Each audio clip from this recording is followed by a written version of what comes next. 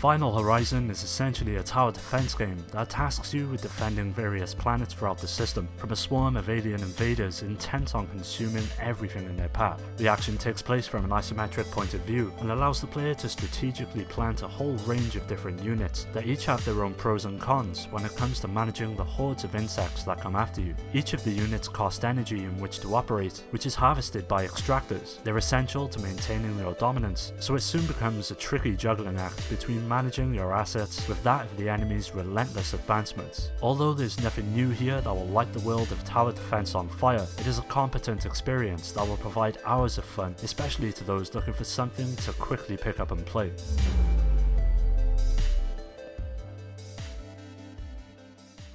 Trillion God of Destruction is quite a unique experience. It sees the player being cast as a man known as Zibolos, and after witnessing the death of his brother at the hands of a gigantic monster, he vows to take revenge, but is soon slain himself. This is where the most interesting aspect of Trillion begins, as your character is resurrected and tasked with training 6 overlords, who will eventually have the potential to slay the monster. There are a number of ways in which to do this. Several training activities are available, with each rewarding you a variety of points that can be used to increase specific stats of your overlords, such as speed, strength, and even special attacks. Different activities award more points in certain categories, so you'll find yourself rotating through them depending on what you want to raise the most. Honestly, to me, Trillion was a bit of a surprise. Going in, I think I didn't like it, but after some time with the game, it soon becomes apparent that it's something truly special that deserves attention.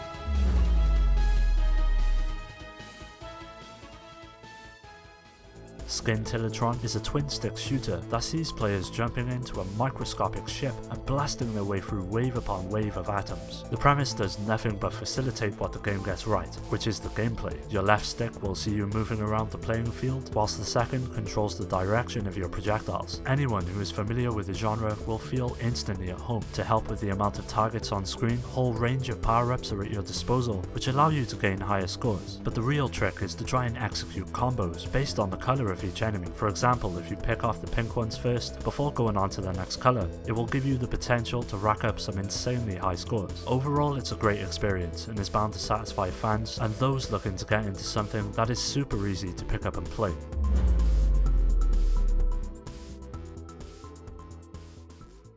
Wanted Corp is a twin-stick shooter that sees the player taking up the role of Mad Dog and Arena, both bounty hunters that are offered a hefty reward for capturing several fugitives who are on the run. Now, the narrative isn't going to win any awards, but for what it lacks in story, it more than makes up for in gameplay. It doesn't do anything that drastically shakes up the genre, but it does introduce a few of its own ideas that manage to help it stand out. Mad Dog takes on the role of gunslinger and possesses a huge arsenal of weapons, ranging from laser rifles, grenades, and shotguns that help even the odds against enemies. Mad Dog's partner, on the other hand, possesses the ability to use magic, which sees her casting spells such as lightning. This mix of gunplay and magic is an incredible match and manages to keep the gameplay fresh by allowing you to switch between the two in the blink of an eye. If you're looking for a neat little shooter on the Vita that's perfect for short bursts of play, then Wanted Corp is the perfect choice.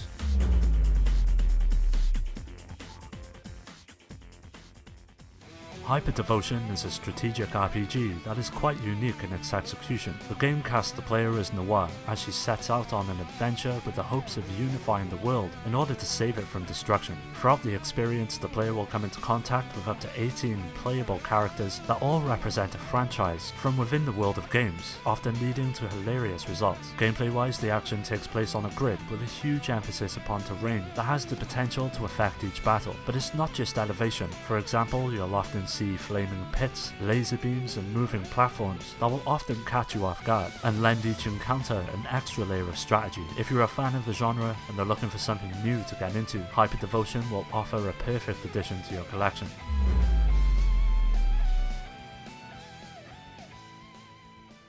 Rogue Legacy can be a hugely unforgiving experience. The sheer level of difficulty present within the game will lead some to give up and never give it a second look. But for those that work past the initial boom of frustration and get to grips with the more intricate aspects of the mechanics in place, will find one of the most rewarding games available on the system. The main aim of Rogue Legacy is to explore various castles in the hope of tracking down bosses that must be defeated to ultimately gain access to a final boss. Upon death, the progress made will be passed on to your heir, which manages to carry carry over several aspects of their ancestor, which allows you to essentially power up your characters over time and is a nice inclusion. Control-wise, everything feels tight and responsive, resulting in an experience that really depends on your skill and individual will to keep on going. If this one passed you by upon its release, it well and truly deserves a purchase and would make a fine addition to anyone's collection.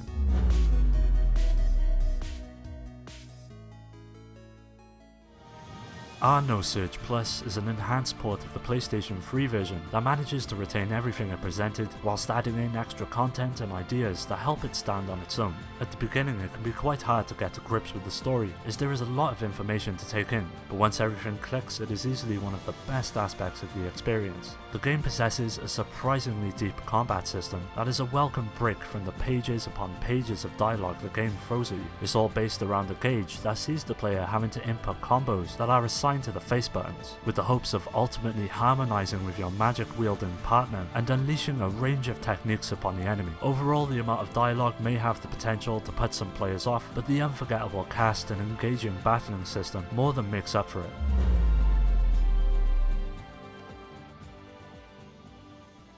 Starting out life as a mobile game, Oceanhorn feels perfectly at home on the Vita. It manages to elevate the experience way beyond its mobile roots, mainly thanks to the controls that offer a much more traditional and responsive way in which to navigate the world. It sees the player assuming the role of a young lad that finds himself flung into an adventure in the hopes of finding out what became of his father, who mysteriously disappeared. Gameplay-wise, the experience clearly takes much inspiration from the likes of Zelda, with several weapons at your disposal, such as a sword, bombs, and even a bow, that help even the odds against the diverse set of enemies. Each location you'll visit is divided up by the sea, which will see you taken to your ship in order to travel the distance necessary. What makes this aspect even more engaging is the fact that if the island can be reached, it can be fully explored, which really lends the adventure a real sense of freedom. If you're looking for a slice of Zelda action on the Vita, Oceanhorn is a surprising adventure.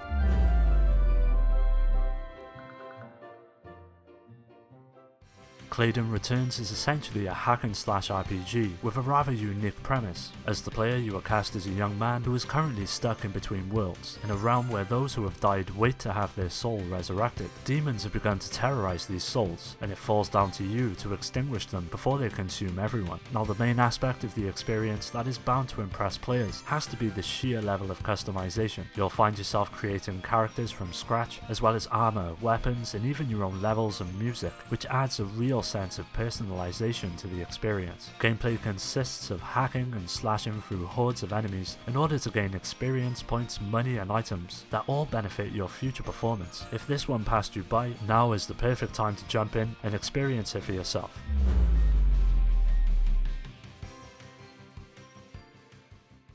Gundam Extreme vs Force is a sort of third-person action fighter that puts a huge emphasis upon hand-to-hand combat. The story is quite simple in its execution and sees the player searching through history and reliving key moments throughout the Gundam franchise in the hopes of ending a war that will eventually lead to humanity's end. Gameplay-wise, it shares much in common with Sega's classic Virtual On series and sees the player jumping into a variety of machines that all possess their own unique movesets that usually consist of range, melee, and special attacks that are all subject to cooldown periods. Movement is also pretty fluid and responsive thanks to the boost ability that will see your mech flying around the screen with style and grace. At first it can be quite tricky to get to grips with the setup, but once everything clicks, it all soon becomes second nature. One aspect that is sure to impress players are the visuals, which manage to convey the action on screen in a colourful and dazzling way. It's a real highlight of the experience, and is bound to satisfy fans of the series, as each mech is meticulously crafted and presented. If you're looking for some mech action on the Vita, Extreme vs Force